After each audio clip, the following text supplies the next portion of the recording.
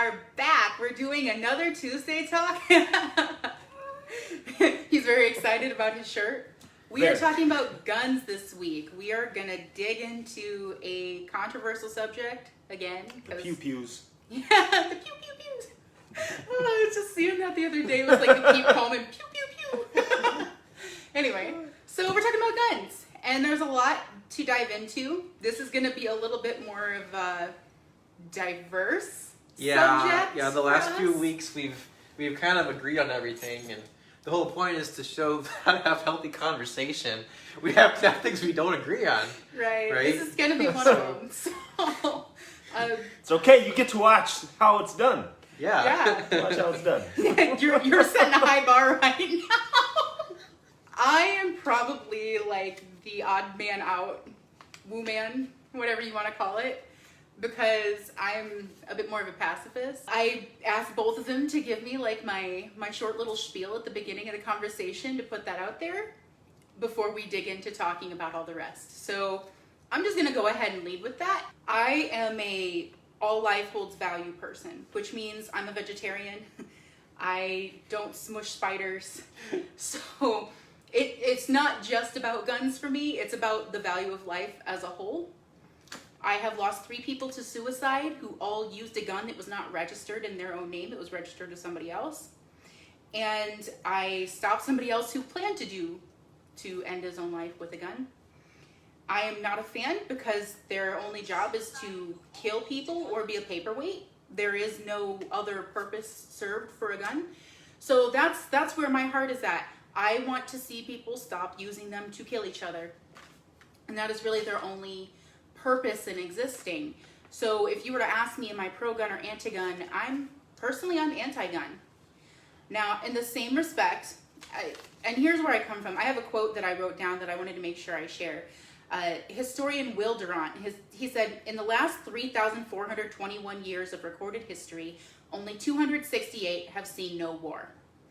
And the stipulation, if you know more about this quote, is that in those 268 years, it doesn't mean there weren't skirmishes. It just means less than 1,000 people died to qualify it as a war.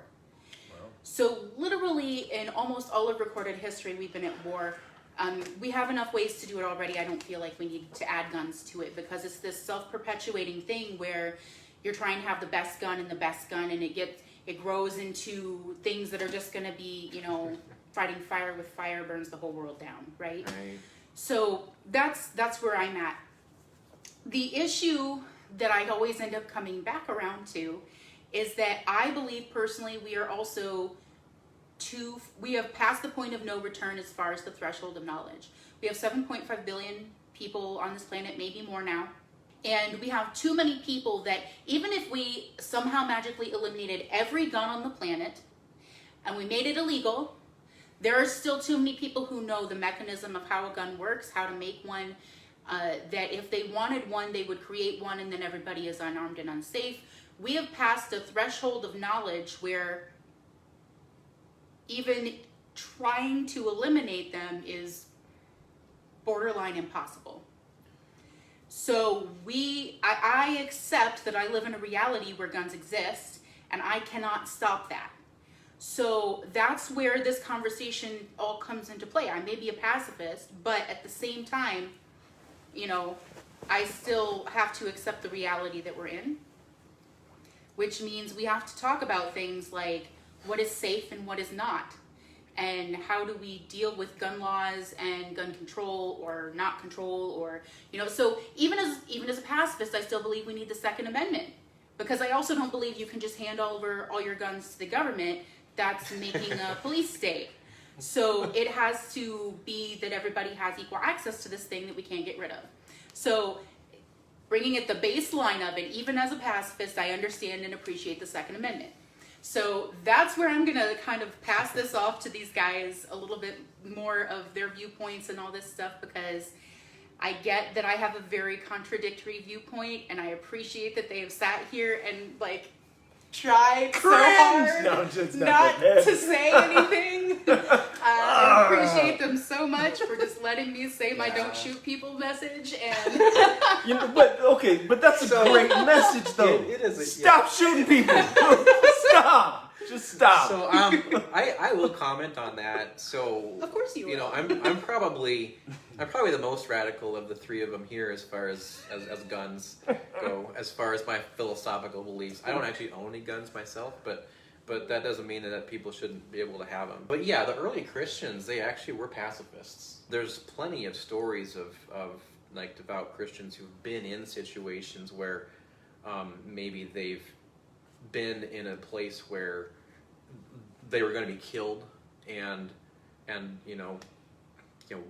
something happened, divinely orchestrated that ended up saving them. So, but I just want to say a real quick thing on that. I mean, one of the most Christ-like things is that he didn't fight back when they crucified him. Right. People tried to defend him. He said, "No, put down your weapons." Like, right. He accepted what all came at him. He never fought back, and that's part of the heart of it. But at the same time, I'm not going to get into the whole thing, but if you read The Kingdom of God is Within You by Tolstoy, the same guy who wrote War and Peace, by the way, he wrote this entirely long book that I'm still not done fully reading, but the whole thing is his view on how Christians are meant to be completely nonviolent. It's a very thought-provoking read, whether you agree or disagree with him, because he challenges your viewpoint both through scripture and logic, and he does it in a really interesting way. So it'd be a good read if you find all of this discussion interesting in there, but continue. So anyway, so for some people, that is the way to go, and but it's not the way to go for everybody. We're all different. We're all different places in our level of spiritual growth. I'm not saying that if you like guns and if you have a gun that you're not spiritual. I'm not saying that at all. We're all different people, and the more evolved we become, the more different we're going to be becoming, and those are good things. So I feel like I just watched you have one of those moments where you're like, I have a shovel and I'm digging. I'm gonna stop. But anyway, that's kind of where we're at. So let's talk about guns now. Yes. So from my perspective, one of the best books on the subject is a book that John Lott, he's an economist. He wrote a book a couple decades ago called More Guns, Less Crime. And he actually went about and he went county by county in the United States and actually found out which counties shall issue concealed carry permits. So like these are places where if you just go into the local county and ask for a concealed carry permit, you get one, boom. And now you're allowed to carry a gun concealed without anybody, on your person. And he went through county by county and he was able to document how in counties that had just shall issue concealed carry permits, he documented how violent crime rates were really, really low in those counties compared to other counties that did not have shall issue concealed carry permits. So this is a very important thing to understand. Trying to compare California to Idaho are two very different things because the culture is completely different, right? So to try to say that Idaho's, very, very open gun policies proves that there's less crime compared to California, that doesn't mean a whole lot. But when you're comparing the county of Boundary County to the county of Bonner County, and they're right next to each other, then that does say something. You're able to adjust for statistical variances with culture and things like that. So his dissertation was that more guns actually has less crime. Criminals, even insane people, they do make economic calculation. So if you're going to go do something criminal, if you don't know if that person's got a gun to defend themselves or not, you're going to be less likely to engage in that person. The interesting thing about this is that counties that were next to counties that had concealed carry permits, when they actually instituted the concealed carry policy, and then you look at violent crime rates in counties next to them, they actually had rates go up a little bit. So what does that tell you? It tells you that the people that have proclivities towards violent crime are going to go to where it's easier to commit violent crime. And you see this even locally. places that have security systems are going to be, they're not going to be as targeted as places that don't. Well, maybe like career violent people, but I mean, a lot of crime comes from crimes of passion, like in the moment. I'm not going to relocate where I live to create a crime of passion. It's just going to happen. Right, but even a crime of passion, if you're afraid that if you know that somebody else might be able to defend themselves, you're gonna think twice a little bit. The other interesting piece to this is, I'm just gonna throw this out there. In places that had concealed carry, like shell issue, where like you don't know if somebody's got a gun or not, they actually had like nonviolent crime actually went up in those counties. So the criminal element, like burglaries, actually increased, and like carjackings increased. So this is all from the FBI database. So criminals, whether it's premeditated or whether it's something of passion or whatever, they do make economic calculation, and if society has a lot of guns, they're gonna think twice about committing a crime or hurting somebody. So your comment about wanting there to be peace on Earth and not wanting to have wars and not wanting to have people get killed and murdered, having law-abiding citizens have guns is one of the things that helps to keep that order and actually prevent and so you've got something to say. I believe that Carl has sat here very patiently for 12 and a half minutes, and I'd like him to say words. You've been counting. You've been counting. Right. I was looking at your timer, that's all. Yeah. For me, we have to take it back further. All right. So before we have... By the way, if you have any questions or comments, feel free to write in. Yes. Because we want to hear from you. We want to hear your viewpoints. First question I have for all of y'all: if you are a gun carrier and you are a gun owner, what is the first rule about your firearm and about handling your firearm? You can leave an answer in the comments below. We'd be happy to see it. I'll look for the first right answer. If you don't know it, it's okay. We'll talk about it here in a little bit after this. If you own a gun and you don't know it. If you own a gun and you don't know, this is more to consider why we struggle right now. The training that we are lacking in understanding how to utilize armaments, firearms properly. These things are things we need to know if you are a gun owner. I don't own a gun per se. I was a former gun owner. It's not a thing that I need, but it is something that is in the back of my head. I have sharp objects. I like my knives. For those who know me, I like my knives. It's just a thing. But that's besides the point. So for me, the concept of guns goes back further. So I like to go back to like Japanese, way back before when it was samurai. We saw a society that developed where just about all samurais, all noble people had a weapon. Weapons as we know them have never been a new thing. They have only been changed from tools into tools or implements of war, things that we're using to harm other people. We had tools created for hunting, so we learned that we could use a stick to beat this, and I can, do, or a spear or a arrow. These things, swords came around. So go to Japan, filial piety, the era of Japan you'd like before all of the crazy stuff started coming into play.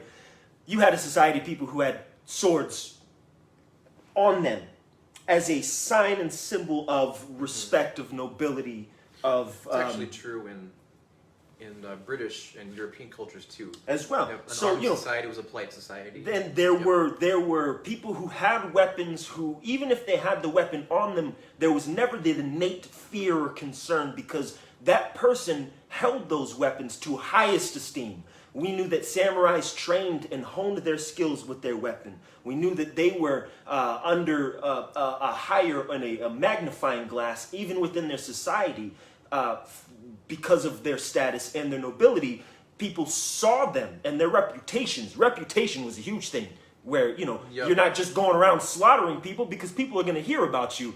and there was causality in that. Yep. So you take that type of society and see that in those societies, nobody ever had an issue with, you know, the abuse of a weapon. Surely there were moments where there happened a drunken stupor, somebody got a little bit high strung, you know, those moments of ego, we've had those. Right.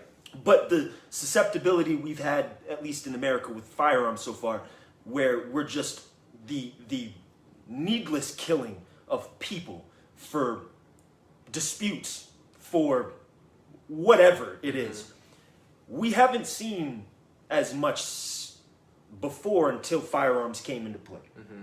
And that is something that I very much appreciate, at least in the consideration of your point. There are things that firearms have brought and allowed us. So there was this concept that I brought where it was the firearm allowed the weak-minded to have power. You take a person who is not strong-willed, weak-minded, and you know or even weak emotionally. Weak emotionally, right? In some facet, and that person is hurt or feels like they were disrespected or feels somehow done wrong and is not able to communicate that feeling. They now have the ability to impose their frustration in a permanent detriment to another person. I can take this person's life. They done me wrong. I'm gonna kill them. I'm gonna end their life. Firearm has allowed this to happen.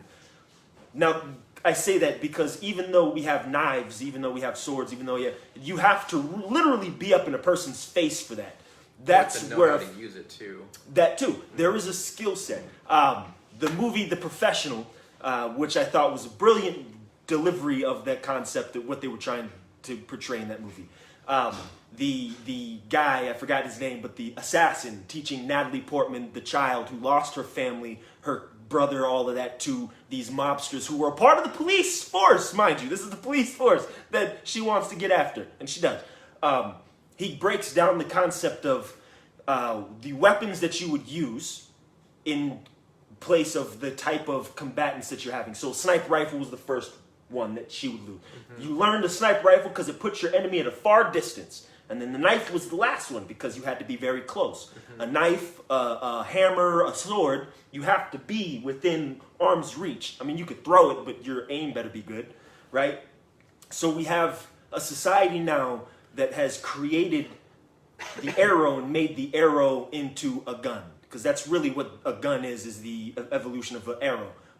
Thanks to Japan and, you know, the Chinese, actually, because they were the ones who created the fireworks, all that cool stuff. We turned that technology into sources of destruction. The cannonball. God, like, that's actually, I think that's really where it came. The cannon, and then the cannon turned into the gun. But... And then we can't just have one bullet. We have to have automatic weapons where you can shoot 15 people in 3 seconds. Right. Like... Right. And that's part of the problem to me too. Like, we have made it so easy to mass murder. We have the firearms that are used to go into places that we otherwise would not have had the ability to do. You can go and hunt with an arrow, you don't need a gun. If you need a gun, it's because you're too afraid to get close into it. That's my thoughts.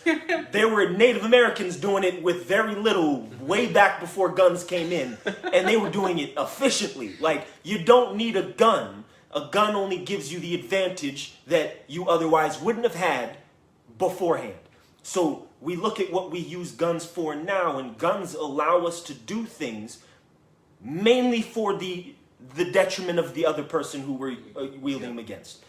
That is what a gun is. A gun is not a tool. A sword, kind of, but you could still cut stuff down with it. You can still do. Almost every other weapon that we have, and I think we were talking about this earlier, has a tool-based aspect to it. You could use a shovel as a weapon, but it's still a shovel in the end of the day. Right. It's a shovel that's made to dig into the ground. Yeah. You can still use a hatchet for a weapon, but still in the end of the day, it's a tool. It has a tool, purpose. A gun's purpose is to take a life, to kill somebody, Yes. to end something that is a good distance away from you so you don't have to be close enough to realize what you just did. So do you think guns are kind of a fear-based thing? Guns are definitely a fear-based thing, which is why in like Japan, in feudal Japan, you had such a high regard and such a low rate of mindlessness of killing because there was a respect that was given to that. There was a respect held. The people who had the gun or had the sword didn't wield the sword out of fear to be angry. You knew the person's reputation with that sword by their name. You didn't have to worry about them brandishing. Oh, I got my Tommy, I got my Tech, I got my Gat. Yeah. No, that's Musashi. I know that name. Yeah. I know who that is. I don't want to play with him. He's a swordsman. Or that was Batosai or whomever in that era. Guns nowadays don't give reputation. They just give the appearance of power. Yeah. Because now I have something in my hand that I can take a life whenever and think nothing of it. So Nicolette says, always treat it as if it's loaded. Never aim at anyone you don't intend to kill. And when I say intend, I don't mean for, shits and giggles. I mean, it has to be an actual self-defense situation. Right. And I'm pretty sure that's the number one rule. Always treat it like it's loaded. Is that Nicolette Grace? Yeah. Yo! Yeah. Of course. There you are. You Yes. have no idea how many people have been killed Yes. by, quote, unloaded guns. Yep. I actually knew somebody who had a gun collection. He liked guns. And he always made sure he had at least one bullet in every gun that he had, so that nobody would make the assumption that there wasn't a bullet in it and accidentally shoot somebody. So that is number one. Yep. And also, when you do aim it, make sure there's nobody behind that person that you wouldn't want to hit. Because the caliber of bullet, if it goes through the person, it's going to go past them and then whoever's behind them. Yeah. So there's a lot of movies that show that.